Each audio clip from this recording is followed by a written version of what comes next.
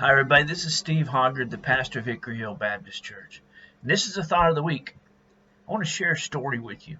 There's this father. He had 4 sons. And these 4 sons were at odds with each other. They just fighting among themselves, just not happy with each other, and just constantly bickering, constantly fighting. And so the dad had enough of this. And so he tells the sons to all come and meet with him. And he says, well, you're going to come. I need you to bring a twig with you.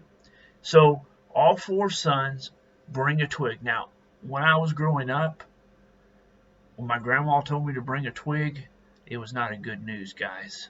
I was in serious trouble, and that twig would see the south end of me. But anyway, these sons didn't know what to expect. They brought the little twig with them. And the father lined them up, the oldest to the youngest. And the father starts with the oldest. He said, present your twig to me. Present your stick to me. And he grabs it and he breaks it in half. Then he comes to the second one. And he breaks it in half. And the third, and even the 4th son, he gets their stick and breaks it.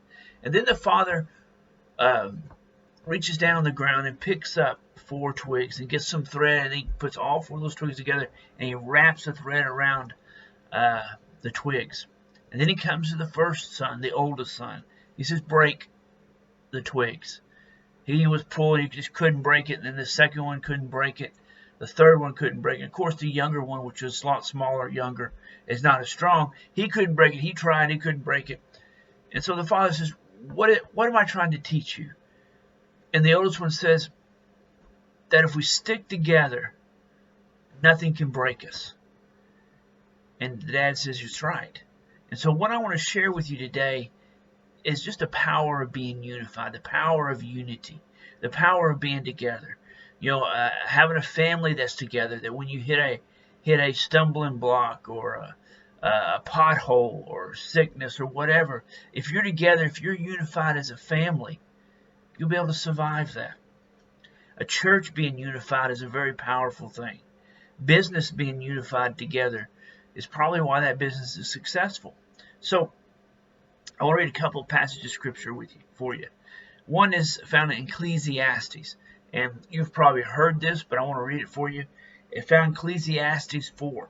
It says, 2 are better than 1 because they have good return for their work.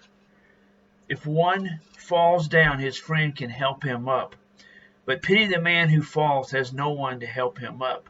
Verse 11. Also, if 2 lie down together, they will keep warm. But how can one keep warm alone? Though one may be overpowered, 2 can defend themselves. A cord of 3 strands is not quickly broken. I want you to understand just the power of unity, the power of being together, having the same purpose, sticking together, how powerful that is. One more passage I want to read for you, and it's found in the New Testament, is Philippians chapter 2. We're going to start in verse 1.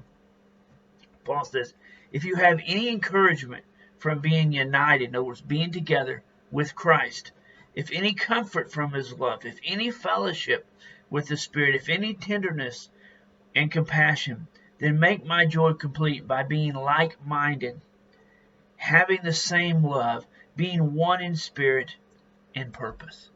Guys, I want to encourage you to work on unity, to work on if there's some disagreements in your family, maybe through siblings, through something, take some time and try to work through that and to become unified. Same way with a church. If a church is unified, how powerful it is. If the church has the same purpose, the same desire, how powerful it is when they're together as one. Hey, I love you. I hope that you'll strive for unity, strive to love each other. Hey, we'll talk to you later.